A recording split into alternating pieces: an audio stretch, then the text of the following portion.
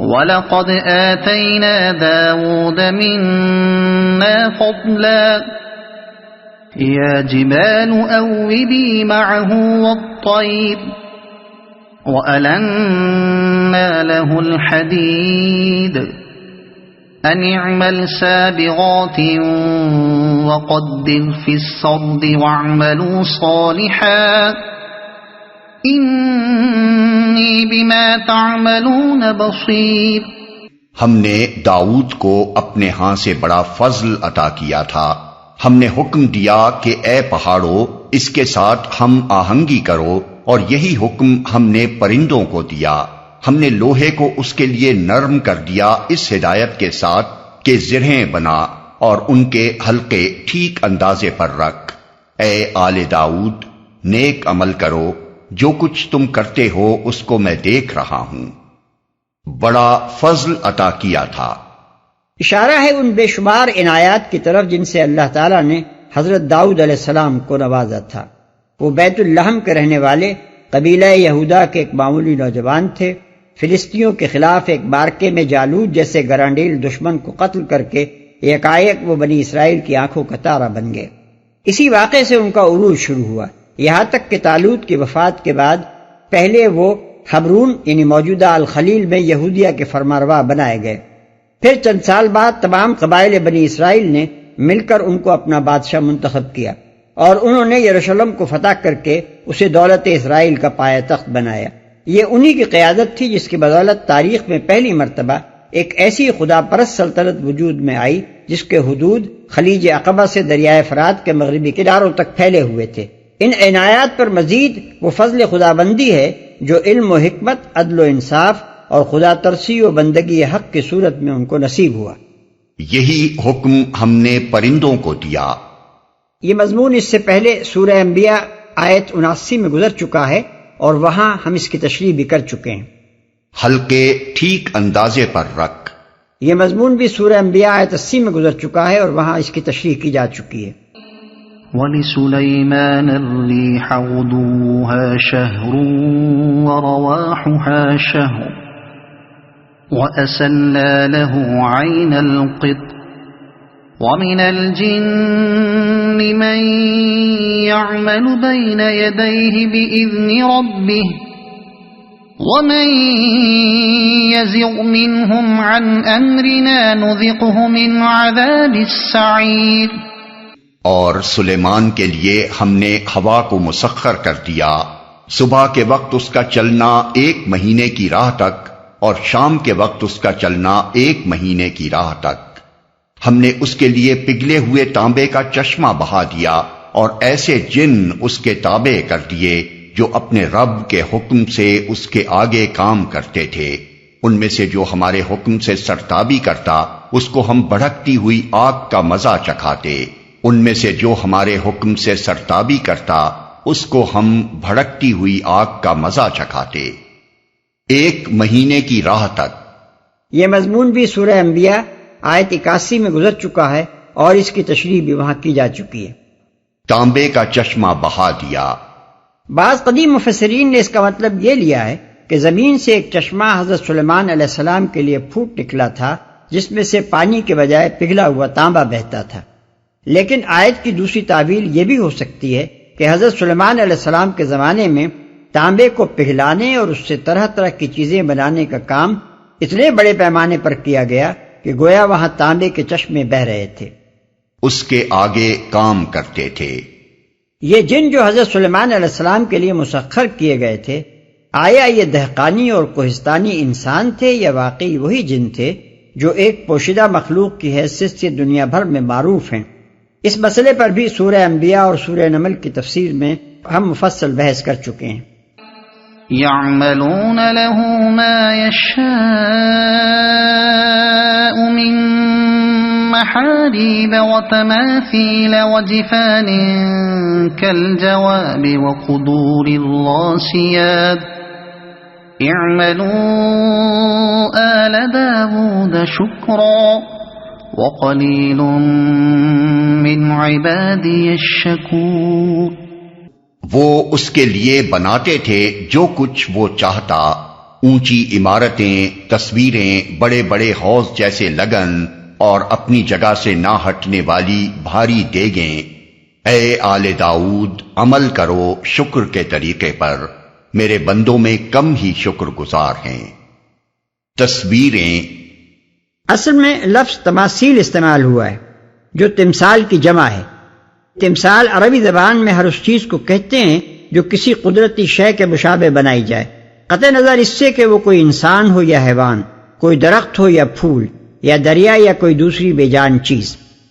تمثال نام ہے ہر اس مصنوعی چیز کا جو خدا کی بنائی ہوئی کسی چیز کے مانند بنائی گئی ہو۔ لسان العرب۔ تمثال ہر اس تصویر کو کہتے ہیں جو کسی دوسری چیز کی صورت کے مماثل بنائی گئی ہو، خواہ وہ جاندار ہو یا بے جان۔ تفسیر کشاف۔ اس بنا پر قرآن مجید کے اس بیان سے لازم نہیں آتا کہ حضرت سلیمان علیہ السلام کے لیے جو تماثیل بنائی جاتی تھیں وہ ضرور انسانوں اور حیوانوں کی تصاویر یا ان کے مجسمے ہی ہوں گے۔ ہو سکتا ہے کہ وہ پھول پتیاں اور قدرتی مناظر اور مختلف قسم کے نقش و نگار ہوں جن سے حضرت سلیمان علیہ السلام نے اپنی عمارتوں کو آراستہ کرایا۔ غلط فہمی کا منشا بعض مفسرین کے یہ بیانات ہیں کہ حضرت سلیمان علیہ السلام نے انبیاء اور ملائکہ کی تصویریں بنوائی تھیں۔ یہ باتیں ان حضرات نے بنی اسرائیل کی روایات سے اخذ کر لیں اور پھر ان کی توجیہ یہ کی کہ پچھلی شریعتوں میں اس قسم کی تصویریں بنانا ممنوع نہ تھا، لیکن ان روایات کو بلا تحقیق نقل کرتے ہوئے ان بزرگوں کو یہ خیال نہ رہا کہ حضرت سلیمان علیہ السلام جس شریعت موسوی کے پیرو تھے اس میں بھی انسانی اور حیوانی تصاویر اور مجسمے اسی طرح حرام تھے جس طرح شریعت محمدیہ صلی اللہ علیہ وسلم میں حرام ہیں۔ اور وہ یہ بھی بھول گئے کہ بنی اسرائیل کے ایک گروہ کو حضرت سلیمان علیہ السلام سے جو عداوت تھی اس کی بنا پر انہوں نے آن جناب کو شرک و بت پرستی اور جادوگری اور زنا کے بدترین الزامات سے متہم کیا ہے۔ اس لیے ان کی روایات پر اعتماد کر کے اس جلیل القدر پیغمبر کے بارے میں کوئی ایسی بات ہرگز قبول نہ کرنی چاہیے جو خدا کی بھیجی ہوئی کسی شریعت کے خلاف پڑتی ہو۔ یہ بات ہر شخص کو معلوم ہے کہ حضرت موسیٰ علیہ السلام کے بعد حضرت عیسیٰ علیہ السلام تک بنی اسرائیل میں جتنے انبیاء بھی آئے ہیں وہ سب تورات کے پیرو تھے، اور ان میں سے کوئی بھی نئی شریعت نہ لایا تھا جو تورات کے قانون کی ناسخ ہوتی۔ اب تورات کو دیکھیے تو اس میں بار بار بصراحت یہ حکم ملتا ہے کہ انسانی اور حیوانی تصویریں اور مجسمے قطعاً حرام ہیں۔ تو اپنے لیے کوئی تراشی ہوئی مورت نہ بنانا، نہ کسی چیز کی صورت بنانا جو اوپر آسمان میں یا نیچے زمین پر یا زمین کے نیچے پانی میں ہے۔ خروج باب 20 آیت 4۔ تم اپنے لیے بت نہ بنانا اور نہ تراشی ہوئی مورت یا لاٹ اپنے لیے کھڑی کرنا، اور نہ اپنے ملک میں کوئی شبیہ دار پتھر رکھنا کہ اسے سجدہ کرو۔ اخبار باب 26 آیت 1۔ تا نہ ہو کہ تم بگڑ کر کسی شکل یا صورت کی کھودی ہوئی مورت اپنے لیے بنا لو جس کی شبیہ کسی مرد یا عورت یا زمین کے کسی حیوان یا ہوا میں اڑنے والے کسی پرند یا زمین میں رینگنے والے جاندار یا مچھلی سے جو زمین کے نیچے پانی میں رہتی ہے ملتی ہو۔ استثناء باب 4 آیت 16 اور 18۔ لعنت اس آدمی پر جو کاریگری کی صنعت کی طرح کھودی ہوئی یا ڈھالی ہوئی مورت بنا کر جو خداوند کے نزدیک مکروہ ہے اس کو کسی پوشیدہ جگہ میں نصب کرے۔ استثناء باب 27 آیت 15۔ انصاف اور صریح احکام کے بعد یہ بات کیسے مانی جا سکتی ہے کہ حضرت سلیمان علیہ السلام نے انبیاء اور ملائکہ کی تصویریں یا ان کے مجسمے بنانے کا کام جنوں سے لیا ہوگا؟ اور یہ بات آخر ان یہودیوں کے بیان پر اعتماد کر کے کیسے تسلیم کر لی جائے جو حضرت سلیمان علیہ السلام پر یہ الزام لگاتے ہیں کہ وہ اپنی مشرک بیویوں کے عشق میں مبتلا ہو کر بت پرستی کرنے لگے تھے۔ سلاطین باب 11۔ تاہم مفسرین نے تو بنی اسرائیل کی یہ روایات نقل کرنے کے ساتھ اس امر کی صراحت کر دی تھی کہ شریعت محمدیہ صلی اللہ علیہ وسلم میں یہ فعل حرام ہے۔ اس لیے اب کوئی شخص حضرت سلیمان علیہ السلام کی پیروی میں تصویریں اور مجسمے بنانے کا مجاز نہیں ہے، لیکن موجودہ زمانے کے بعض لوگوں نے جو اہل مغرب کی تقلید میں مصوری و بت تراشی کو حلال کرنا چاہتے ہیں قرآن مجید کی اس آیت کو اپنے لیے دلیل ٹھہرا لیا۔ وہ کہتے ہیں کہ جب ایک پیغمبر نے یہ کام کیا ہے اور اللہ تعالیٰ نے خود اپنی کتاب میں اس کے اس فعل کا ذکر کیا ہے اور اس پر کسی ناپسندیدگی کا اظہار بھی نہیں فرمایا ہے تو اسے لازماً حلال ہی ہونا چاہیے۔ ان مقلدین مغرب کا یہ استدلال دو وجوہ سے غلط ہے۔ اول یہ کہ لفظ تماثیل جو قرآن مجید میں استعمال کیا گیا ہے انسانی اور حیوانی تصاویر کے معنی میں صریح نہیں ہے، بلکہ اس کا اطلاق غیر جاندار اشیاء کی تصویروں پر بھی ہوتا ہے۔ اس لیے محض اس لفظ کے سہارے یہ حکم نہیں لگایا جا سکتا کہ قرآن کی روح سے انسانی اور حیوانی تصاویر حلال ہیں۔ دوسرے یہ کہ نہایت کثیر التعداد اور قوی الاسناد اور متواتر المعنی احادیث سے یہ ثابت ہے کہ نبی صلی اللہ علیہ وسلم نے ذی روح اشیاء کی تصویریں بنانے اور رکھنے کو قطعی حرام قرار دیا ہے۔ اس معاملے میں جو ارشادات حضور صلی اللہ علیہ وسلم سے ثابت ہیں اور جو آثار اکابر صحابہ سے منقول ہوئے ہیں انہیں ہم یہاں بیان کرتے ہیں۔ ایک، ام المومنین حضرت عائشہ رضی اللہ عنہا سے مروی ہے کہ حضرت ام حبیبہ اور حضرت ام سلمہ رضی اللہ عنہا نے حبش میں ایک کنیسہ دیکھا تھا جس میں تصویریں تھیں۔ اس کا ذکر انہوں نے نبی صلی اللہ علیہ وسلم سے کیا۔ حضور صلی اللہ علیہ وسلم نے فرمایا ان لوگوں کا حال یہ تھا کہ جب ان میں کوئی صالح شخص ہوتا تو اس کے مرنے کے بعد وہ اس کی قبر پر ایک عبادت گاہ بناتے اور اس میں یہ تصویریں بنا لیا کرتے تھے۔ یہ لوگ قیامت کے روز اللہ کے نزدیک بدترین خلائق قرار پائیں گے۔ بخاری کتاب الصلاۃ، مسلم اور نسائی کتاب المساجد۔ دو، ابو حذیفہ کا بیان ہے کہ رسول اللہ صلی اللہ علیہ وسلم نے مصور پر لعنت فرمائی ہے۔ بخاری کتاب البیوع، کتاب الطلاق و کتاب اللباس۔ تین، ابو زرعہ رضی اللہ عنہ کہتے ہیں کہ ایک مرتبہ میں حضرت ابو ہریرہ رضی اللہ عنہ کے ساتھ ایک مکان میں داخل ہوا تو دیکھا کہ مکان کے اوپر ایک مصور تصویریں بنا رہا ہے۔ اس پر حضرت ابو ہریرہ رضی اللہ عنہ نے کہا کہ میں نے رسول اللہ صلی اللہ علیہ وسلم کو یہ فرماتے سنا ہے کہ اللہ تعالیٰ فرماتا ہے اس شخص سے بڑا ظالم کون ہوگا جو میری تخلیق کے مانند تخلیق کی کوشش کرے۔ یہ لوگ ایک دانہ یا ایک چونٹی تو بنا کر دکھائیں۔ بخاری کتاب اللباس، مسند احمد اور مسلم کی روایت میں تصریح ہے کہ یہ مروان کا گھر تھا۔ چار، ابو محمد حذلی حضرت علی رضی اللہ عنہ سے روایت کرتے ہیں کہ رسول اللہ صلی اللہ علیہ وسلم ایک جنازے میں شریک تھے۔ آپ نے فرمایا تم لوگوں میں سے کون ہے جو جا کر مدینے میں کوئی بت نہ چھوڑے جسے توڑ نہ دے، اور کوئی قبر نہ چھوڑے جسے زمین کے برابر نہ کر دے، اور کوئی تصویر نہ چھوڑے جسے مٹا نہ دے۔ ایک شخص نے عرض کیا میں اس کے لیے حاضر ہوں۔ چنانچہ وہ گیا مگر اہل مدینہ کے خوف سے یہ کام کیے بغیر پلٹ آیا۔ پھر حضرت علی رضی اللہ عنہ نے عرض کیا کہ یا رسول اللہ صلی اللہ علیہ وسلم میں جاتا ہوں۔ حضور صلی اللہ علیہ وسلم نے فرمایا اچھا تم جاؤ۔ حضرت علی رضی اللہ عنہ گئے اور واپس آ کر انہوں نے عرض کیا کہ میں نے کوئی بت نہیں چھوڑا جسے توڑ نہ دیا ہو، کوئی قبر نہیں چھوڑی جسے زمین کے برابر نہ کر دیا ہو، اور کوئی تصویر نہیں چھوڑی جسے مٹا نہ دیا ہو۔ اس پر حضور صلی اللہ علیہ وسلم نے فرمایا اب اگر کسی شخص نے ان چیزوں میں سے کوئی چیز بنائی تو اس نے اس تعلیم سے کفر کیا جو محمد صلی اللہ علیہ وسلم پر نازل ہوئی ہے۔ مسند احمد، مسلم کتاب الجنائز اور نسائی کتاب الجنائز میں بھی اس مضمون کی ایک حدیث منقول ہوئی ہے۔ 5، ابن عباس نبی صلی اللہ علیہ وسلم سے روایت کرتے ہیں اور جس شخص نے تصویر بنائی اسے عذاب دیا جائے گا اور مجبور کیا جائے گا کہ وہ اس میں روح پھونکے اور وہ نہ پھونک سکے گا۔ بخاری کتاب التعبیر، ترمذی ابواب اللباس، نسائی کتاب الزینہ، مسند احمد۔ 6، سعید بن ابی الحسن کہتے ہیں کہ میں ابن عباس رضی اللہ عنہ کے پاس بیٹھا تھا، اتنے میں ایک شخص آیا اور اس نے کہا کہ اے ابو عباس میں ایک ایسا شخص ہوں جو اپنے ہاتھ سے روزی کماتا ہے اور میرا روزگار یہ تصویریں بنانا ہے۔ ابن عباس رضی اللہ عنہ نے جواب دیا کہ میں تم سے وہی بات کہوں گا جو میں نے رسول اللہ صلی اللہ علیہ وسلم کو فرماتے سنی ہے۔ میں نے حضور صلی اللہ علیہ وسلم سے یہ بات سنی ہے کہ جو شخص تصویر بنائے گا اللہ اسے عذاب دے گا اور اسے نہ چھوڑے گا جب تک وہ اس میں روح نہ پھونکے، اور وہ کبھی روح نہ پھونک سکے گا۔ یہ بات سن کر وہ شخص سخت برافروختہ ہوا اور اس کے چہرے کا رنگ زرد پڑ گیا۔ اس پر ابن عباس رضی اللہ عنہ نے کہا کہ بندہ خدا اگر تجھے تصویر بنانی ہی ہے تو اس درخت کی بنا یا کسی ایسی چیز کی بنا جس میں روح نہ ہو۔ بخاری کتاب البیوع، مسلم کتاب اللباس، نسائی کتاب الزینہ، مسند احمد۔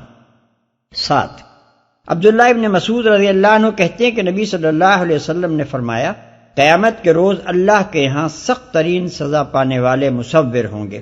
بخاری کتاب اللباس، مسلم کتاب اللباس، نسائی کتاب الزینہ، مسند احمد۔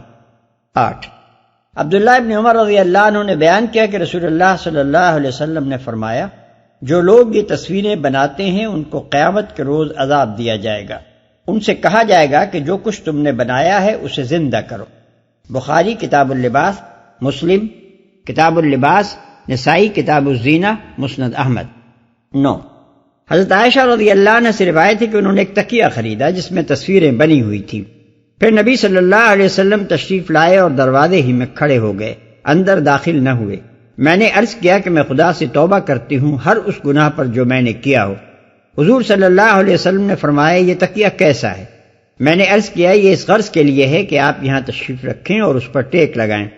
فرمایا ان تصویروں کے بنانے والوں کو قیامت کے روز عذاب دیا جائے گا، ان سے کہا جائے گا کہ جو کچھ تم نے بنایا ہے اس کو زندہ کرو، اور ملائکہ یعنی ملائکہ رحمت کسی ایسے گھر میں داخل نہیں ہوتے جس میں تصویریں ہوں۔ بخاری کتاب اللباس، مسلم کتاب اللباس، نسائی کتاب الزینہ، ابن ماجہ کتاب التجارات، موطا کتاب الاستئذان۔ 10 حضرت عائشہ رضی اللہ عنہ فرماتی ہیں کہ ایک مرتبہ رسول اللہ صلی اللہ علیہ وسلم میرے ہاں تشریف لائے اور میں نے ایک پردہ لٹکا رکھا تھا جس میں تصویر تھی۔ آپ صلی اللہ علیہ وسلم کے چہرے کا رنگ بدل گیا اور پھر آپ نے اس پردے کو لے کر پھاڑ ڈالا اور فرمایا قیامت کے روز سخت ترین عذاب جن لوگوں کو دیا جائے گا ان میں سے وہ لوگ بھی ہیں جو اللہ کی تخلیق کے مانند تخلیق کی کوشش کرتے ہیں۔ مسلم کتاب اللباس، بخاری کتاب اللباس، نسائی کتاب الزینہ۔ 11 حضرت عائشہ رضی اللہ عنہ فرماتی ہیں کہ ایک دفعہ رسول اللہ صلی اللہ علیہ وسلم سفر سے واپس تشریف لائے اور میں نے اپنے دروازے پر ایک پردہ لٹکا رکھا تھا جس میں پردار گھوڑوں کی تصویریں تھیں۔ حضور صلی اللہ علیہ وسلم نے حکم دیا کہ اسے اتار دو اور میں نے اتار دیا۔ مسلم کتاب اللباس، نسائی کتاب الزینہ۔ 12 جابر بن عبداللہ رضی اللہ عنہ کہتے ہیں کہ رسول اللہ صلی اللہ علیہ وسلم نے اس سے منع فرما دیا کہ گھر میں تصویر رکھی جائے اور اس سے بھی منع فرما دیا کہ کوئی شخص تصویر بنائے۔ ترمذی ابواب اللباس۔ 13 ابن عباس رضی اللہ عنہ ابو طلحہ انصاری رضی اللہ عنہ سے روایت کرتے ہیں کہ نبی صلی اللہ علیہ وسلم نے فرمایا ملائکہ یعنی ملائکہ رحمت کسی ایسے گھر میں داخل نہیں ہوتے جس میں کتا پلا ہوا ہو اور نہ ایسے گھر میں جس میں تصویر ہو۔ بخاری کتاب اللباس۔ 14 عبداللہ ابن عمر رضی اللہ عنہ کہتے ہیں کہ ایک مرتبہ جبریل علیہ السلام نے نبی صلی اللہ علیہ وسلم کے پاس آنے کا وعدہ کیا مگر بہت دیر لگ گئی اور وہ نہ آئے۔ حضور صلی اللہ علیہ وسلم کو اس سے پریشانی ہوئی اور آپ گھر سے نکلے تو وہ مل گئے۔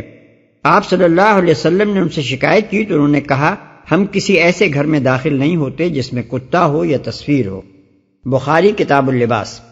اس مضمون کی متعدد روایات بخاری، مسلم، ابو داؤد، ترمذی، نسائی، ابن ماجہ، امام مالک اور امام احمد نے متعدد صحابہ سے نقل کی ہیں۔ ان روایات کے مقابلے میں کچھ روایتیں ایسی بھی پیش کی جاتی ہیں جن میں تصاویر کے معاملے میں رخصت پائی جاتی ہے۔ مثلا ابو طلحہ انصاری کی یہ روایت کہ جس کپڑے میں تصویر کڑھی ہوئی ہو اس کا پردہ لٹکانے کی اجازت ہے، بخاری کتاب اللباس۔ اور حضرت عائشہ رضی اللہ عنہا کی یہ روایت کہ تصویردار کپڑے کو پھاڑ کر جب انہوں نے گدا بنا لیا تو حضور صلی اللہ علیہ وسلم نے اسے بچھانے سے منع نہ فرمایا، مسلم کتاب اللباس۔ اور سالم بن عبداللہ بن عمر کی یہ روایت کہ ممانت اس تصویر کی ہے جو نمایاں مقام پر نصب کی گئی ہو، نہ کہ اس تصویر کی جو فرش کے طور پر بچھا دی گئی ہو، مسند احمد۔ لیکن ان میں سے کوئی حدیث بھی دراصل ان احادیث کی تردید نہیں کرتی جو اوپر آپ نے سنی ہیں۔ جہاں تک تصویر بنانے کا تعلق ہے اس کا جواز ان میں سے کسی حدیث سے بھی نہیں نکلتا۔ یہ احادیث صرف اس مسئلے سے بحث کرتی ہیں کہ اگر کسی کپڑے پر تصویر بنی ہوئی ہو اور آدمی اس کو لے چکا ہو تو کیا کرے۔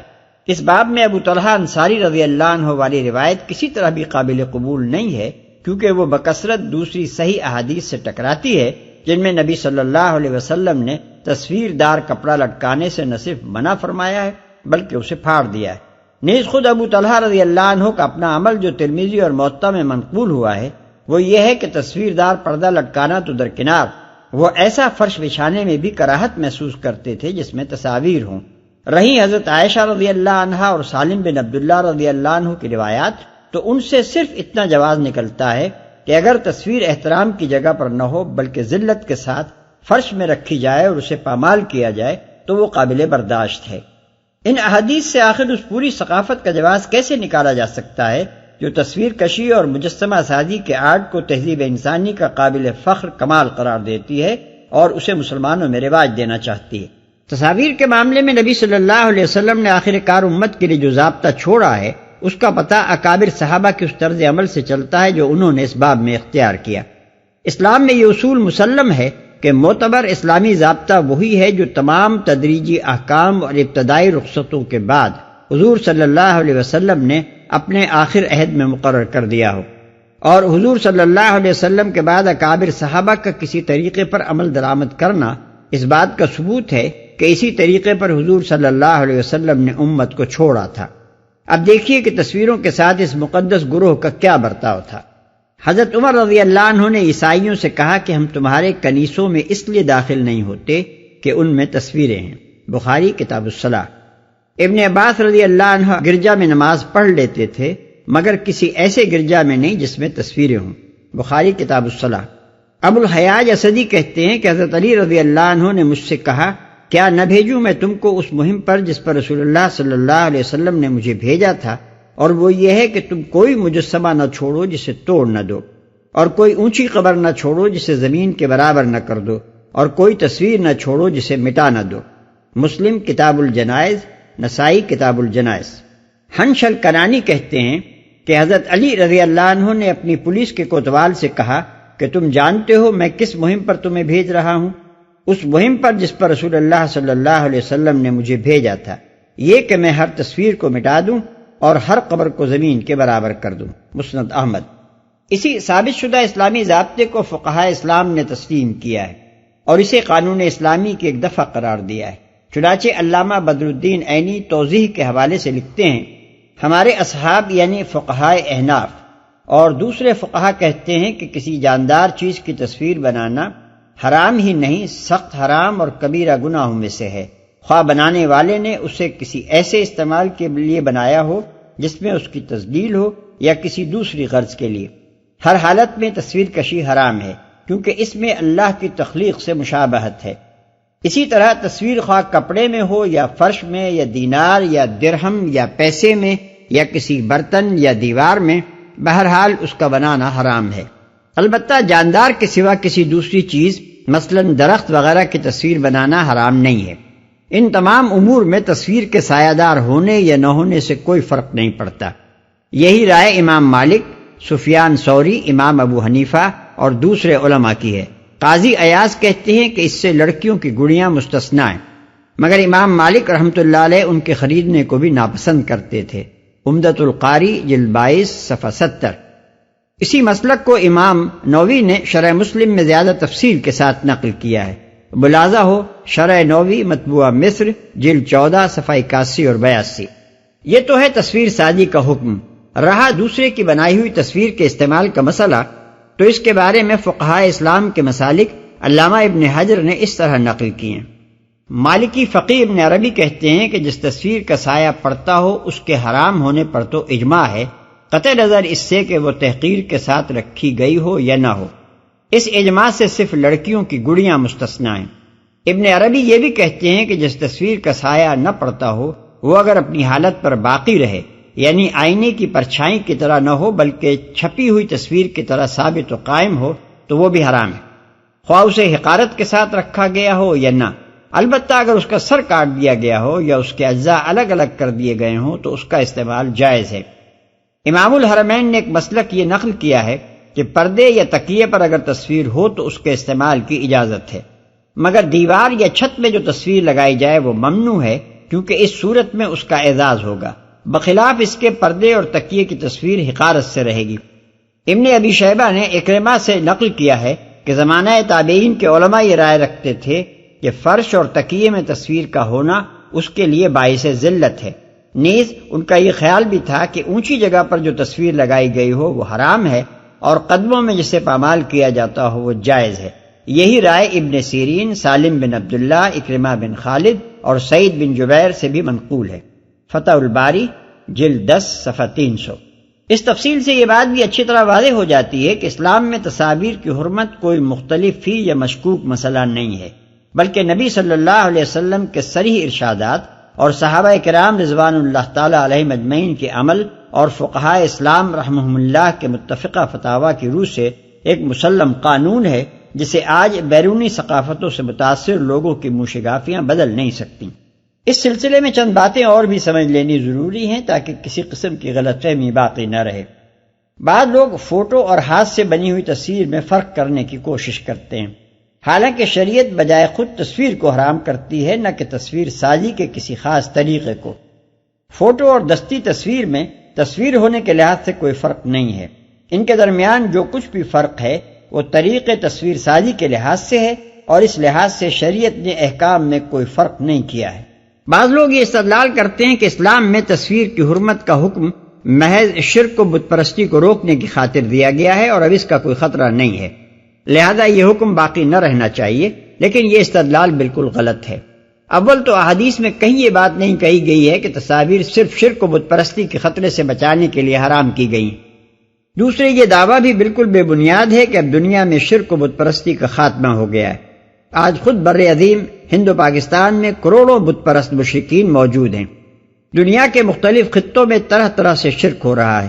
عیسائی اہل کتاب بھی حضرت عیسیٰ علیہ السلام اور حضرت مریم علیہ السلام اور اپنے متعدد اولیاء کی تصاویر اور مجسموں کو پوج رہے ہیں، حتیٰ کہ مسلمانوں کی ایک بہت بڑی تعداد بھی مخلوق پرستی کی آفتوں سے محفوظ نہیں ہے۔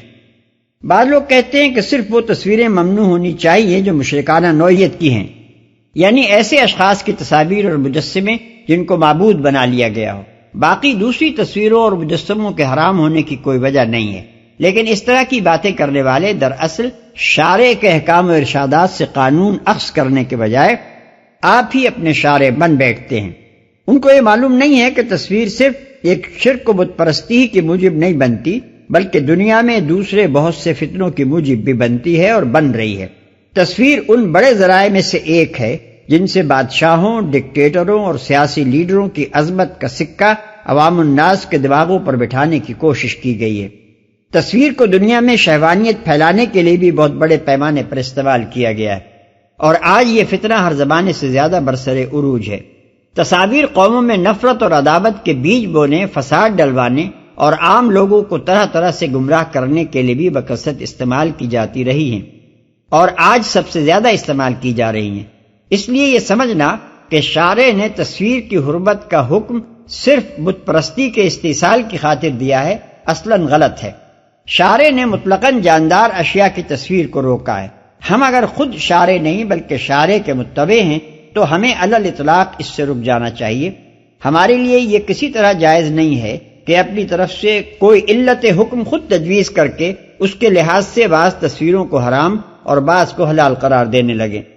بعض لوگ چند بظاہر بالکل بے ضرر قسم کی تصاویر کی طرف اشارہ کر کے کہتے ہیں کہ آخر ان میں کیا خطرہ ہے، یہ تو شرک اور شہوانیت اور فساد انگیزی اور سیاسی پروپیگنڈے اور ایسے ہی دوسرے مفسدات سے قطعی پاک ہیں، پھر ان کے ممنوع ہونے کی کیا وجہ ہو سکتی ہے؟ اس معاملے میں لوگ پھر وہی غلطی کرتے ہیں کہ پہلے علت حکم خود تجویز کر لیتے ہیں اور اس کے بعد یہ سوال کرتے ہیں کہ جب فلاں چیز میں یہ علت نہیں پائی جاتی تو وہ کیوں ناجائز ہے۔ علاوہ بنی یہ لوگ اسلامی شریعت کے اس قاعدے کو بھی نہیں سمجھتے کہ وہ حلال اور حرام کے درمیان ایسی دھندلی اور مبہم حد بندیاں قائم نہیں کرتی جن سے آدمی یہ فیصلہ نہ کر سکتا ہو کہ وہ کہاں تک جواز کی حد میں ہے اور کہاں اس حد کو پار کر گیا، بلکہ ایسا واضح خط امتیاز کھینچتی ہے جسے ہر شخص روز روشن کی طرح دیکھ سکتا ہو۔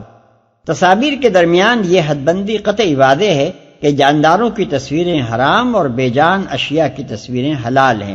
اس خط امتیاز میں کسی اشتباہ کی گنجائش نہیں ہے۔ جسے احکام کی پیروی کرنی ہو وہ صاف صاف جان سکتا ہے کہ اس کے لیے کیا چیز جائز ہے اور کیا ناجائز۔ لیکن اگر جانداروں کی تصاویر میں سے بعض کو جائز اور بعض کو ناجائز ٹھہرایا جاتا تو دونوں قسم کی تصاویر کی کوئی بڑی سے بڑی فہرست بیان کر دینے کے بعد بھی جواز و عدم جواز کی سرحد کبھی واضح نہ ہو سکتی، اور بے شمار تصویروں کے بارے میں یہ اشتباہ باقی رہ جاتا کہ انہیں حد جواز کے اندر سمجھا جائے یا باہر۔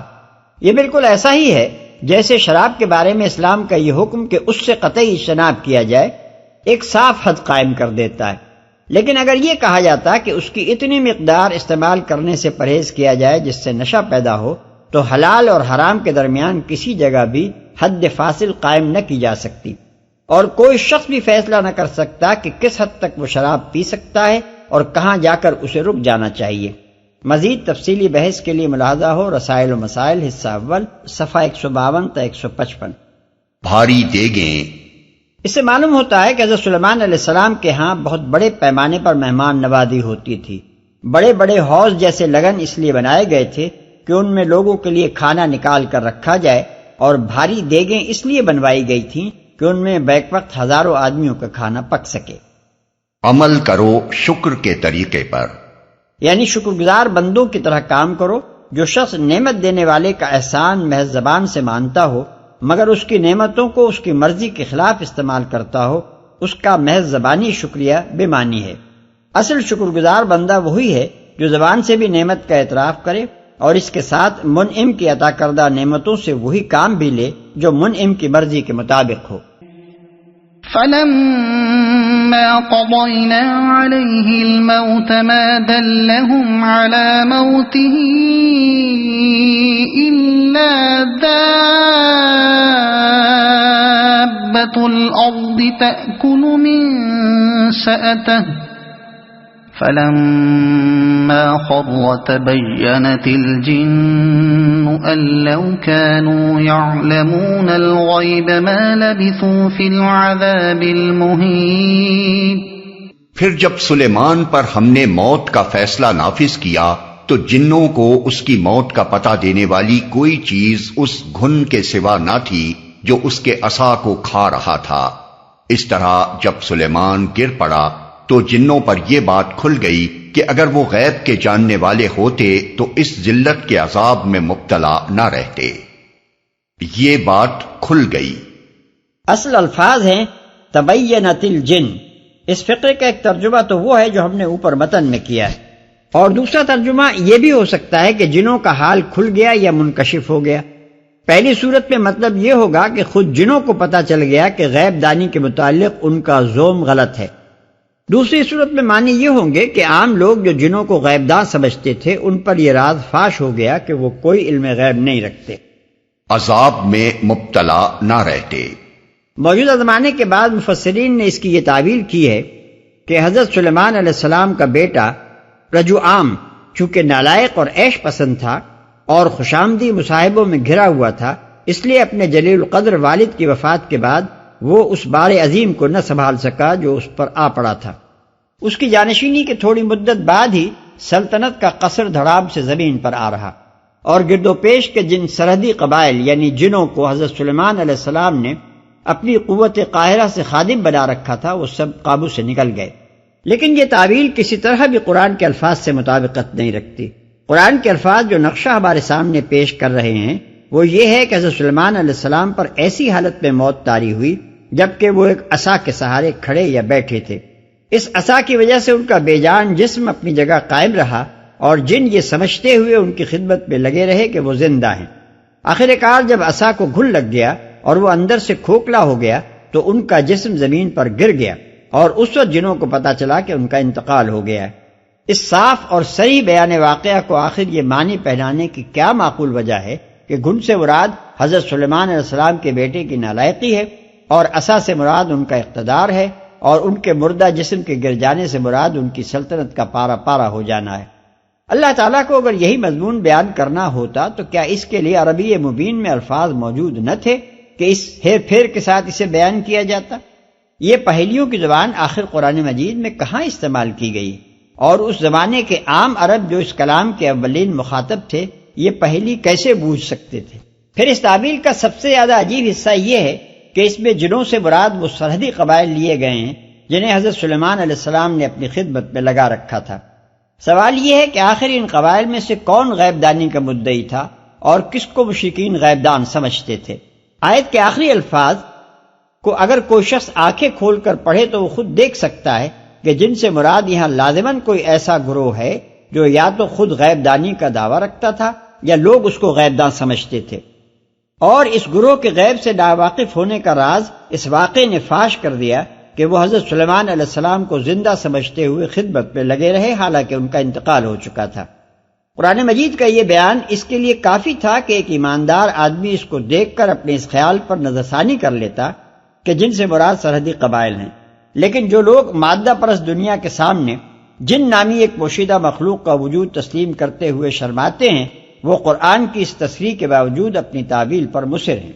قرآن میں متعدد مقامات پر اللہ تعالیٰ نے یہ بتایا ہے کہ مشرکین عرب جنوں کو اللہ تعالیٰ کا شریک قرار دیتے تھے، انہیں اللہ کی اولاد سمجھتے تھے اور ان سے پناہ مانگا کرتے تھے۔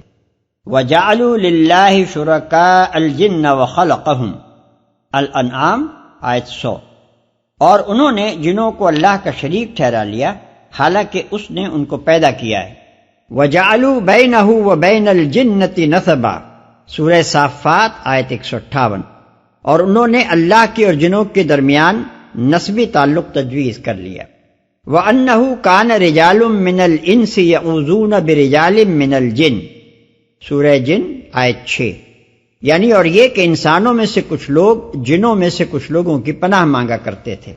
انہی عقائد میں سے ایک عقیدہ یہ بھی تھا کہ وہ جنوں کو عالم الغیب سمجھتے تھے اور غیب کی باتیں جاننے کے لیے ان کی طرف رجوع کیا کرتے تھے۔ اللہ تعالیٰ یہاں اسی عقیدے کی تردید کے لیے واقعہ سنا رہا ہے، اور اس سے مقصود کفار عرب کو یہ احساس دلانا ہے کہ تم لوگ خواہ مخواہ جاہلیت کے غلط عقائد پر اصرار کیے چلے جا رہے ہو، حالانکہ تمہارے یہ عقائد بالکل بے بنیاد ہیں۔ مزید توضیح آگے آ رہی ہے۔ لقد كان لسبإ في مسكنهم آية جنتان عن يمين وشمال كلوا من رزق ربكم واشكروا له بلدة طيبة ورب غفور۔ سبا کے لیے ان کے اپنے مسکن ہی میں ایک نشانی موجود تھی، 2 باغ دائیں اور بائیں۔ کھاؤ اپنے رب کا دیا ہوا رزق اور شکر بجا لاؤ اس کا۔ ملک ہے عمدہ و پاکیزہ اور پروردگار ہے بخشش فرمانے والا۔ سبا۔ سلسلہ بیان کو سمجھنے کے لیے رکوع اول کے مضمون کو نگاہ میں رکھنا ضروری ہے۔ اس میں یہ بتایا گیا ہے کہ کفار عرب آخرت کی آمد کو بعید از عقل سمجھتے تھے، اور جو رسول صلی اللہ علیہ وسلم اس عقیدے کو پیش کر رہا تھا اس کے متعلق کھلم کھلا یہ کہہ رہے تھے کہ ایسی عجیب باتیں کرنے والا آدمی یا تو مجنون ہو سکتا ہے یا پھر وہ جان بوجھ کر افترا پردازی کر رہا ہے۔ اس کے جواب میں اللہ تعالیٰ نے پہلے چند عقلی دلائل ارشاد فرمائے ہیں جن کی تشریح ہم اس سے پہلے کر چکے ہیں۔ اس کے بعد رکوع دوم میں حضرت داؤد و سلیمان علیہ السلام کا قصہ اور پھر سبا کا قصہ ایک تاریخی دلیل کے طور پر بیان کیا گیا ہے، جس سے مقصود یہ حقیقت ذہن نشین کرنا ہے کہ روئے زمین پر خود نوع انسانی کی اپنی سرگزشت قانون مکافات کی شہادت دے رہی ہے۔ انسان اپنی تاریخ کو غور سے دیکھے تو اسے معلوم ہو سکتا ہے کہ یہ دنیا کوئی اندھیر نگری نہیں ہے جس کا سارا کارخانہ اندھا دھند چل رہا ہو، بلکہ اس پر ایک سمیع و بصیر خدا فرماروائی کر رہا ہے جو شکر کی راہ اختیار کرنے والوں کے ساتھ ایک معاملہ کرتا ہے اور ناشکری و کافر نعمتی کی راہ چلنے والوں کے ساتھ بالکل ہی ایک دوسرا معاملہ فرماتا ہے۔ کوئی سبق لینا چاہے تو اسی تاریخ سے یہ سبق لے سکتا ہے کہ جس خدا کی سلطنت کا یہ مزاج ہے اس کی خدائی میں نیکی اور بدی کا انجام کبھی یکساں نہیں ہو سکتا۔ اس کے عدل و انصاف کا لازمی تقاضا یہ ہے کہ ایک وقت ایسا آئے جب نیکی کا پورا اجر اور بدی کا پورا بدلہ دیا جائے۔ ایک نشانی موجود تھی، یعنی اس امر کی نشانی کہ جو کچھ ان کو میسر ہے وہ کسی کا عطیہ ہے نہ کہ ان کا اپنا آفریدہ، اور اس امر کی نشانی کہ ان کی بندگی و عبادت اور شکر و سپاس کا مستحق وہ خدا ہے جس نے ان کو یہ نعمتیں دی ہیں، نہ کہ وہ جن کا کوئی حصہ ان نعمتوں کی بخشش میں نہیں ہے، اور اس امر کی نشانی کہ ان کی دولت لادوال نہیں ہے بلکہ جس طرح آئی ہے اسی طرح جا بھی سکتی ہے۔ 2 باغ دائیں اور بائیں۔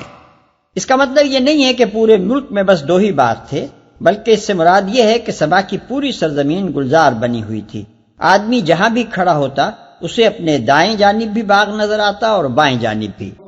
فأعرضوا فأرسلنا عليهم سيل العرم وبدلناهم بجنتين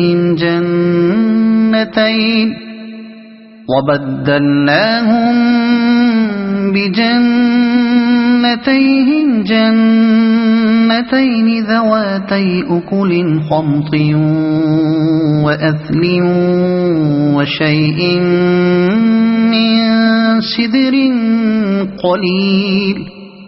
مگر وہ منہ موڑ گئے، آخر کار ہم نے ان پر بند توڑ سیلاب بھیج دیا اور ان کے پچھلے 2 باغوں کی جگہ 2 اور باغ انہیں دیے جن میں کڑوے کسیلے پھل اور جھاؤ کے درخت تھے اور کچھ تھوڑی سی بیریاں، مگر وہ منہ موڑ گئے۔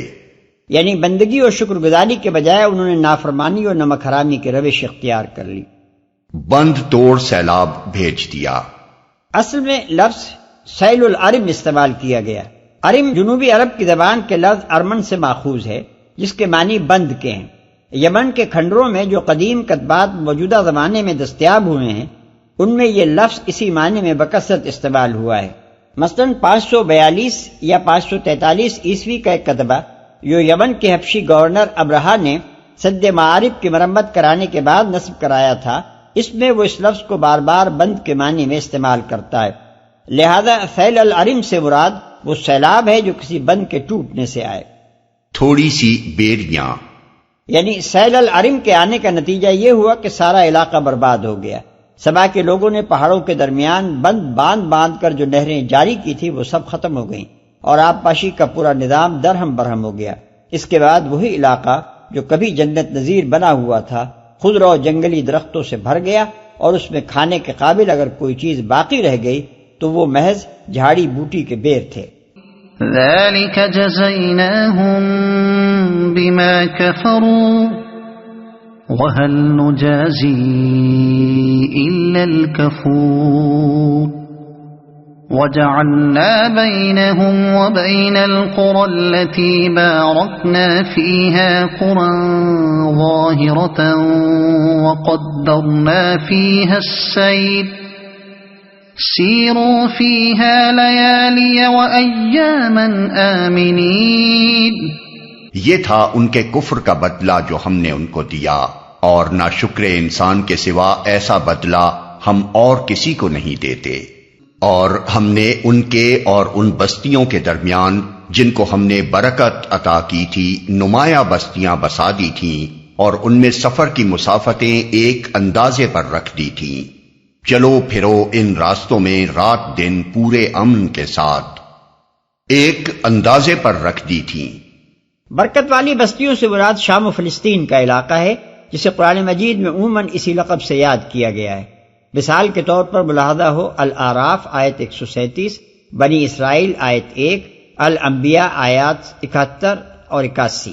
نمایاں بستیوں سے مراد ہیں ایسی بستیاں جو شاہراہ عام پر واقع ہوں، گوشوں میں چھپی ہوئی نہ ہوں، اور یہ مطلب بھی ہو سکتا ہے کہ وہ بستیاں بہت زیادہ فاصلے پر نہ تھیں بلکہ متصل تھیں۔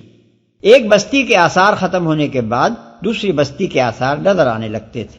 سفر کی مسافتوں کو ایک اندازے پر رکھنے سے مراد یہ ہے کہ یمن سے شام تک کا پورا سفر مسلسل آباد علاقے میں طے ہوتا تھا، جس کی ہر منزل سے دوسری منزل تک کی مسافت معلوم و متعین تھی۔ آباد علاقوں کے سفر اور غیر آباد صحرائی علاقوں کے سفر میں یہی فرق ہوتا ہے۔ صحرا میں مسافر جب تک چاہتا ہے چلتا ہے، اور جب تھک جاتا ہے تو کسی جگہ پڑاؤ کر لیتا ہے، بخلاف اس کے آباد علاقوں میں راستے کی ایک بستی سے دوسری بستی تک کی مسافت جانی بوجھی اور متعین ہوتی ہے۔ مسافر پہلے سے پروگرام بنا سکتا ہے کہ راستے کے کن کن مقامات پر وہ ٹھہرتا ہوا جائے گا، کہاں دوپہر گزارے گا اور کہاں رات بسر کرے گا۔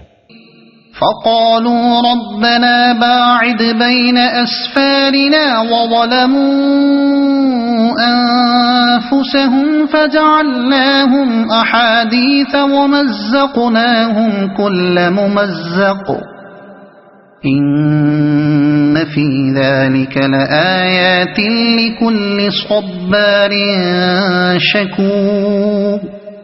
مگر انہوں نے کہا اے ہمارے رب ہمارے سفر کی مسافتیں لمبی کر دے۔ انہوں نے اپنے اوپر آپ ظلم کیا، آخر کار ہم نے انہیں افسانہ بنا کر رکھ دیا اور انہیں بالکل تتر بتر کر ڈالا۔ یقیناً اس میں نشانیاں ہیں ہر اس شخص کے لیے جو بڑا صابر و شاکر ہو۔ ہمارے سفر کی مسافتیں لمبی کر دے۔ ضروری نہیں ہے کہ انہوں نے زبان ہی سے یہ دعا کی ہو۔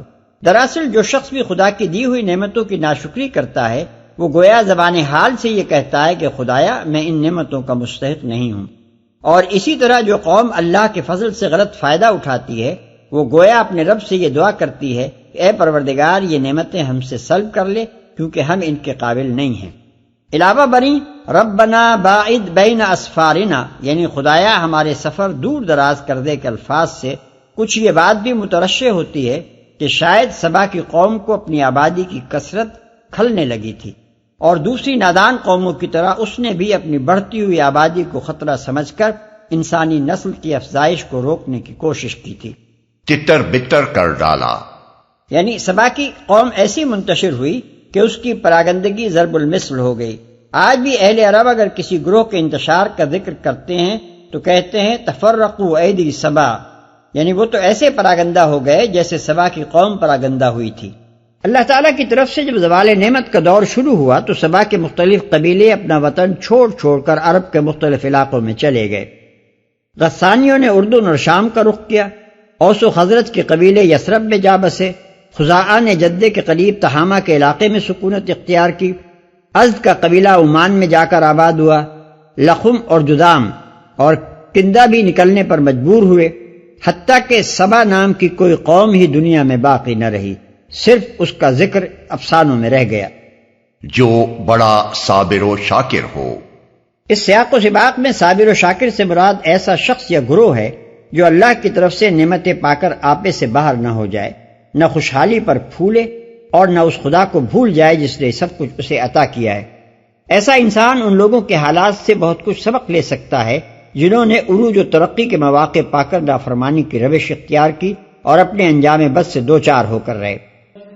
وَلَقَدْ صَدَّقَ عَلَيْهِمْ إِبْلِيسُ ظَنَّهُ فَاتَّبَعُوهُ إِلَّا فَرِيقًا مِّنَ الْمُؤْمِنِينَ۔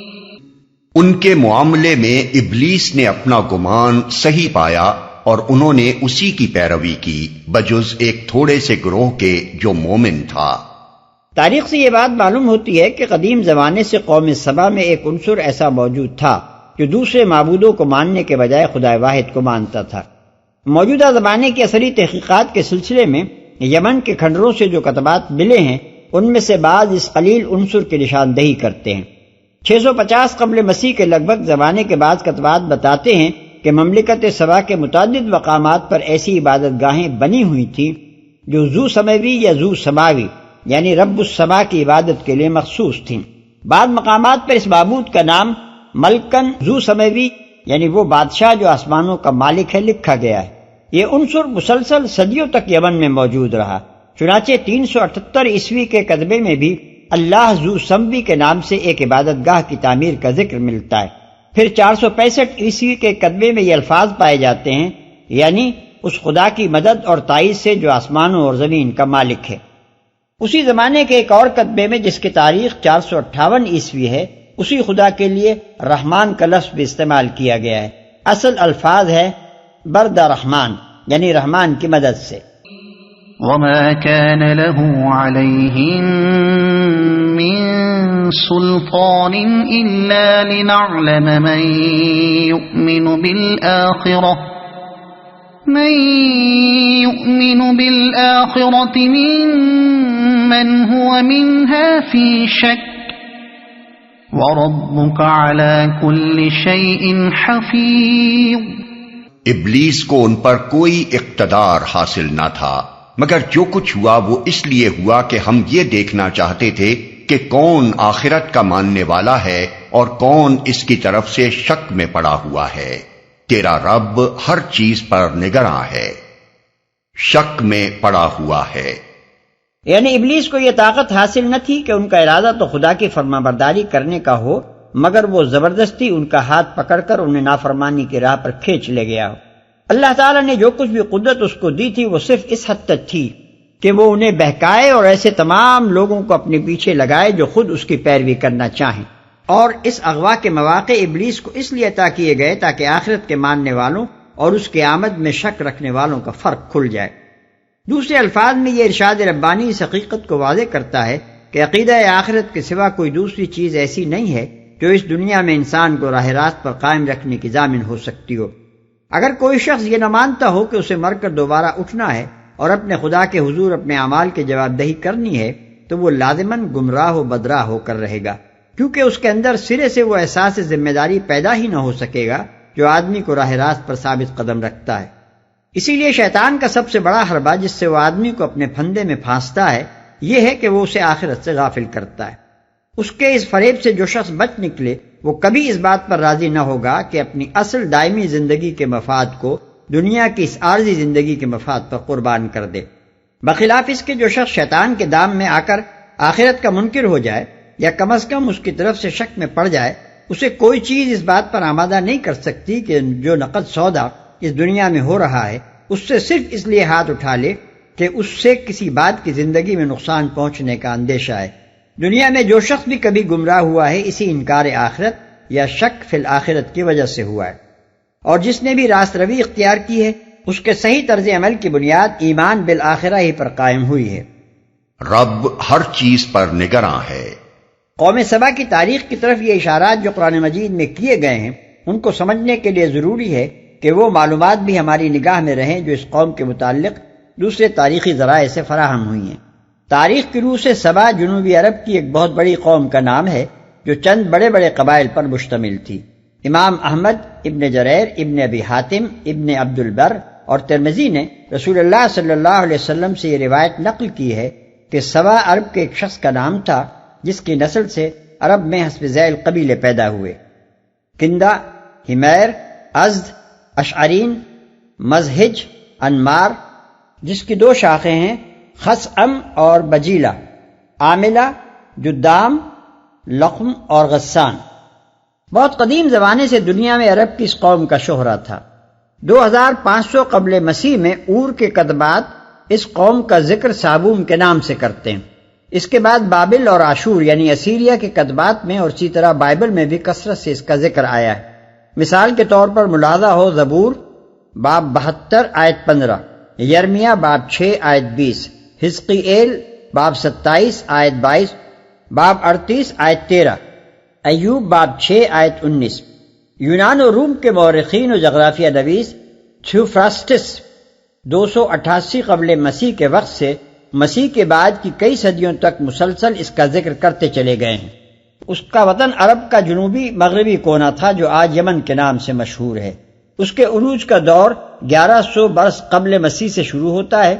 حضرت داؤد و سلیمان علیہ السلام کے زمانے میں ایک دولت مند قوم کی حیثیت سے اس کا شہرہ آفاق میں پھیل چکا تھا۔ آغاز میں یہ ایک آفتاب پرست قوم تھی، پھر جب اس کی ملکہ حضرت سلیمان علیہ السلام 965 تا 926 قبل مسیح کے ہاتھ پر ایمان لے آئی تو اغلب یہ ہے کہ اس کی غالب اکثریت مسلمان ہو گئی تھی، لیکن بعد میں نامعلوم کس وقت اس کے اندر شرک و بت پرستی کا پھر زور ہو گیا، اور اس نے علمقہ یعنی چاند دیوتا، اشتر یعنی زہرہ، ذات حمیم اور ذات بغدان یعنی سورج دیوی، ہوبس، حرمتم یا حریمت اور ایسے ہی دوسرے بہت سے دیوتاؤں اور دیویوں کو پوجنا شروع کر دیا۔ علمقہ اس قوم کا سب سے بڑا دیوتا تھا اور اس کے بادشاہ اپنے آپ کو اسی دیوتا کے وکیل کی حیثیت سے اطاعت کا حقدار قرار دیتے۔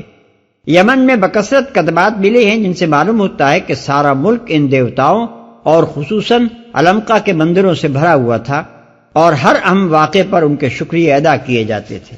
آثار قدیمہ کے جدید تحقیقات کے سلسلے میں یمن سے تقریباً 3000 کتبات فراہم ہوئے ہیں جو اس قوم کی تاریخ پر اہم روشنی ڈالتے ہیں۔ اس کے ساتھ عربی روایات اور رومی و یونانی تواریخ کی فراہم کردہ معلومات کو اگر جمع کر لیا جائے تو اچھی خاصی تفصیل کے ساتھ اس کی تاریخ مرتب کی جا سکتی ہے۔ ان معلومات کی روح سے اس کی تاریخ کے اہم ادوار بیان کرتے ہیں۔ 1. 650 قبل مسیح سے پہلے کا دور۔ اس زمانے میں ملوک سبا کا لقب مقرب سبا تھا۔ اغلب یہ ہے کہ یہ لفظ مقرب کا ہم معنی تھا اور اس کا مطلب یہ تھا کہ یہ بادشاہ انسانوں اور خداؤں کے درمیان اپنے آپ کو واسطہ قرار دیتے تھے، یا دوسرے الفاظ میں یہ کاہن بادشاہ یعنی پریسٹ کنگز تھے۔ اس زمانے میں ان کا پایہ تخت سرواہ تھا جس کے کھنڈر آج بھی معارب سے مغرب کی جانب ایک دن کی راہ پر پائے جاتے ہیں اور خریبہ کے نام سے مشہور ہیں۔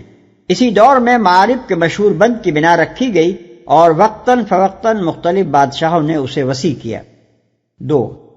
650 قبل مسیح سے 115 قبل مسیح تک کا دور۔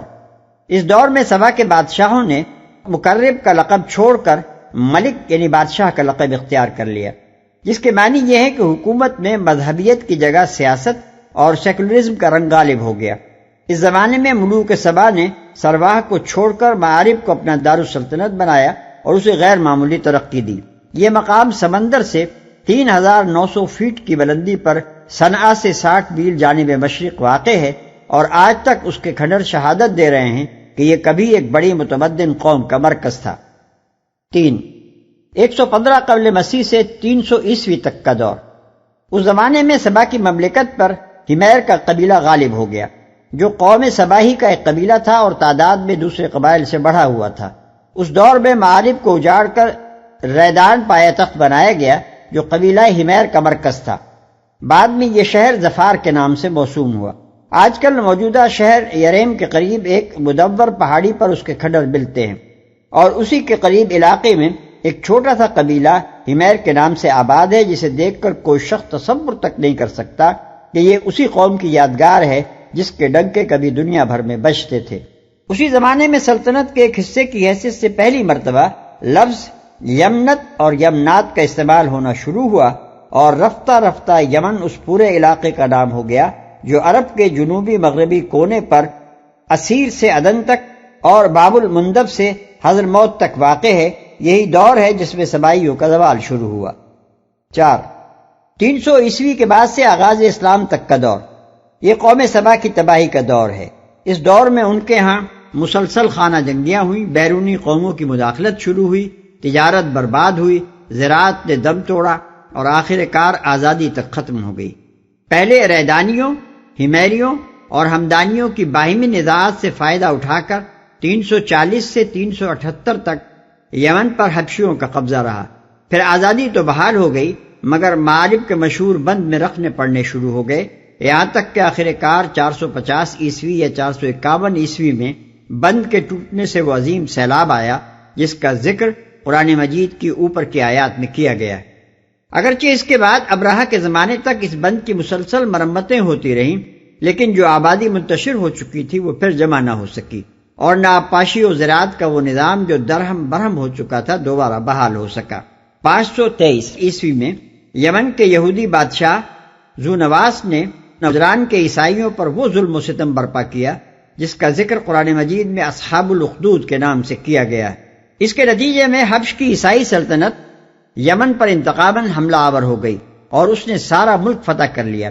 اس کے بعد یمن کے حبشی وائسرائے ابرہہ نے کعبے کی مرکزیت ختم کرنے اور عرب کے پوری مغربی علاقے کو رومی حبشی اثر میں لانے کے لیے 570 یا 571 عیسوی میں نبی صلی اللہ علیہ وسلم کی پیدائش سے چند روز قبل مکہ معظمہ پر حملہ کیا، اور اس کی پوری فوج پر وہ تباہی آئی جسے قرآن مجید میں اصحاب الفیل کے عنوان سے بیان کیا گیا ہے۔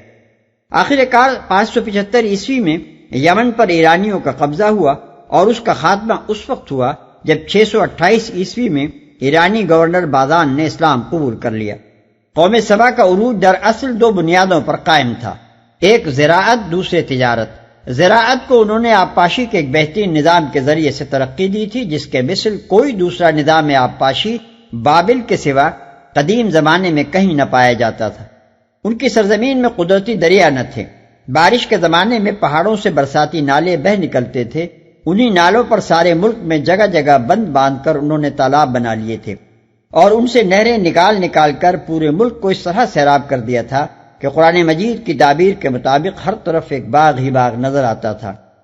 اس نظام آبپاشی کا سب سے بڑا مخزن آب وہ تالاب تھا جو شہر معارب کے قریب کوہ بلق کی درمیانی وادی پر بند باندھ کر تیار کیا گیا تھا، مگر جب اللہ کی نظر عنایت ان سے پھر گئی تو 5ویں صدی عیسوی کے وسط میں یہ عظیم الشان بند ٹوٹ گیا، اور اس سے نکلنے والا سیلاب راستے میں بند پر بند توڑتا چلا گیا، یہاں تک کہ ملک کا پورا نظام آبپاشی تباہ ہو کر رہ گیا، پھر کوئی اسے بحال نہ کر سکا۔ تجارت کے لیے اس قوم کو خدا نے بہترین جغرافی مقام عطا کیا تھا جس سے اس نے خوب فائدہ اٹھایا۔ 1000 برس سے زیادہ مدت تک یہی قوم مشرق اور مغرب کے درمیان تجارت کا واسطہ بنی رہی۔ ایک طرف ان کے بندرگاہوں میں چین کا ریشم، انڈونیشیا اور مالابار کے گرم مسالے، ہندوستان کے کپڑے اور تلواریں، مشرقی افریقہ کے زنگی غلام، بندر، شتر مرغ کے پر اور ہاتھی دانت پہنچتے تھے، اور دوسری طرف یہ ان چیزوں کو مصر اور شام کی منڈیوں میں پہنچاتے تھے جہاں سے روم و یونان تک یہ مال روانہ کیا جاتا تھا۔ اس کے علاوہ خود ان کے علاقے میں لوبان، عود، عنبر، مشک، مر، قرفہ، قصب الزریر، سلیخہ اور دوسری ان خوشبودار چیزوں کی بڑی پیداوار تھی جنہیں مصر و شام اور روم و یونان کے لوگ ہاتھوں ہاتھ لیتے تھے۔ اس عظیم الشان تجارت کے 2 بڑے راستے تھے، ایک بحری، دوسرا بری۔ بحری تجارت کا اجارہ 1000 سال تک انہی سبائیوں کے ہاتھ میں تھا، کیونکہ بحر احمر کی موسمی ہواؤں زیر آب چٹانوں اور لنگر اندازی کے مقامات کا راز یہی لوگ جانتے تھے، اور دوسری کوئی قوم اس خطرناک سمندر میں جہاز چلانے کی ہمت نہ رکھتی تھی۔ اس بحری راستے سے یہ لوگ اردن اور مصر کی بندرگاہوں تک اپنا مال پہنچایا کرتے تھے، بری راستے عدن اور حضرموت سے معارف پر جا کر ملتے تھے، اور پھر وہاں سے ایک شاہراہ مکہ، جدہ، یثرب، العلا، تبوک اور ایلا سے گزرتی ہوئی پٹرا تک پہنچتی تھی۔ اس کے بعد ایک راستہ مصر کی طرف اور دوسرا راستہ شام کی طرف جاتا تھا۔ اس بری راستے پر جیسا کہ قرآن میں ارشاد ہوا ہے، یمن سے حدود شام تک سبائیوں کی نوآبادیاں مسلسل قائم تھیں اور شب و روز ان کے تجارتی قافلے یہاں سے گزرتے رہتے تھے۔ آج تک ان میں سے بہت سی نوآبادیوں کے آثار اس علاقے میں موجود ہیں اور وہاں سبائی و حبیری زبان کے کتبات مل رہے ہیں۔ پہلی صدی عیسوی کے لگ بھگ زمانے میں اس تجارت پر زوال آنا شروع ہو گیا۔ مشرق اوسط میں جب یونانیوں اور پھر رومیوں کی طاقتور سلطنتیں قائم ہوئیں تو شور مچنا شروع ہوا کہ عرب تاجر اپنی اجارہ داری کے باعث مشرق کے اموال تجارت کی منمانی قیمتیں وصول کر رہے ہیں، اور ضرورت ہے کہ ہم خود اس میدان میں آگے بڑھ کر اس تجارت پر قبضہ کریں۔ اس غرض کے لیے سب سے پہلے مصر کے یونانی الاصل فرمانروا بطلیموس ثانی 285 تا 246 قبل مسیح نے اس قدیم نہر کو پھر سے کھولا جو 1700 برس پہلے فرعون سیسوستریس نے دریائے نیل کو بحر احمر سے ملانے کے لیے کھدوائی تھی۔ اس نہر کے ذریعے سے مصر کا بحری بیڑا پہلی مرتبہ بحر احمر میں داخل ہوا، لیکن سبائیوں کے مقابلے میں یہ کوشش زیادہ کارگر نہ ہو سکی۔ پھر جب مصر پر روم کا قبضہ ہوا تو رومی زیادہ طاقتور تجارتی بیڑا بحر احمر میں لے آئے اور اس کی پشت پر انہوں نے ایک جنگی بیڑا بھی لا کر ڈال دیا۔ اس طاقت کا مقابلہ سبائیوں کے بس میں نہ تھا۔ رومیوں نے جگہ جگہ بندرگاہوں پر اپنی تجارتی نوآبادیاں قائم کی، ان میں جہازوں کی ضروریات فراہم کرنے کا انتظام کیا، اور جہاں ممکن ہوا وہاں اپنے فوجی دستے بھی رکھ دیے، حتیٰ کہ ایک وقت وہ آ گیا کہ عدن پر رومیوں کا فوجی تسلط قائم ہو گیا۔ اس سلسلے میں رومی اور حبشی سلطنتوں نے سبائیوں کے مقابلے میں باہم سازباز بھی کر لیا، جس کی بدولت بالآخر اس قوم کی آزادی تک ختم ہو گئی۔ بحری تجارت ہاتھ سے نکل جانے کے بعد سے بری تجارت سبائیوں کے پاس رہ گئی تھی، مگر بہت سے اسباب نے رفتہ رفتہ اس کی کمر بھی توڑ دی۔ پہلے نبطیوں نے پٹرا سے العلا تک بالائی حجاز اور اردن کی تمام نوآبادیوں سے سبائیوں کو نکال بار کیا۔ پھر 106 عیسوی میں رومیوں نے نبطی سلطنت کا خاتمہ کر دیا اور حجاز کی سرحد تک شام و اردن کے تمام علاقے ان کے مضبوط ہاتھوں میں چلے گئے۔ اس کے بعد حبش اور روم کی متحدہ کوشش یہ رہی کہ سبائیوں کی باہمی کشمکش سے فائدہ اٹھا کر ان کی تجارت کو بالکل تباہ کر دیا جائے۔ اسی بنا پر حبشی بار بار یمن میں مداخلت کرتے رہے، یہاں تک کہ آخر کار انہوں نے پورے ملک پر قبضہ کر لیا۔ اس طرح اللہ تعالیٰ کے غضب نے اس قوم کو انتہائی عروج سے گرا کر اس گڑھے میں پھینک دیا جہاں سے پھر کوئی مغضوب قوم کبھی سر نہیں نکال سکی ہے۔ ایک وقت تھا کہ اس کی دولت کے افسانے سن کر یونان اور روم والوں کے منہ میں پانی بھر آتا تھا۔ اسٹرابو لکھتا ہے کہ یہ لوگ سونے اور چاندی کے برتن استعمال کرتے ہیں اور ان کے مکانوں کی چھتوں اور دیواروں اور دروازوں تک میں ہاتھی دانت، سونے، چاندی اور جواہر کا کام بنا ہوا ہوتا ہے۔ پلینی کہتا ہے کہ روم اور فارس کی دولت ان کی طرف بہی چلی جا رہی ہے۔ یہ اس وقت دنیا کی سب سے زیادہ مالدار قوم ہے اور ان کا سرسبز و شاداب ملک باغات، کھیتیوں اور مواشی سے بھرا ہوا ہے۔ آرٹی میڈورس کہتا ہے کہ یہ لوگ عیش میں مست ہو رہے ہیں اور جلانے کی لکڑی کے بجائے دارچینی، سندل اور دوسری خوشبودار لکڑیاں جلاتے ہیں۔ اسی طرح دوسرے یونانی مورخین روایت کرتے ہیں کہ ان کے علاقے کے قریب سواحل سے گزرتے ہوئے تجارتی جہازوں تک خوشبو کی لپٹیں پہنچتی ہیں۔ انہوں نے تاریخ میں پہلی مرتبہ صنعا کے بلند پہاڑی مقام پر وہ فلک شگاف عمارت یعنی اسکائی اسکریپر تعمیر کی جو قصر غمدان کے نام سے صدیوں تک مشہور رہی ہے۔ عرب مورخین کا بیان ہے کہ اس کی 20 منزلیں تھیں اور ہر منزل 36 فیٹ بلند تھی۔ یہ سب کچھ بس اسی وقت تک رہا جب تک اللہ کا فضل ان کے شامل حال رہا۔ آخر کار جب انہوں نے کفران نعمت کی حد کر دی تو رب قدیر کی نظر عنایت ہمیشہ کے لیے ان سے پھر گئی اور ان کا نام و نشان تک باقی نہ رہا۔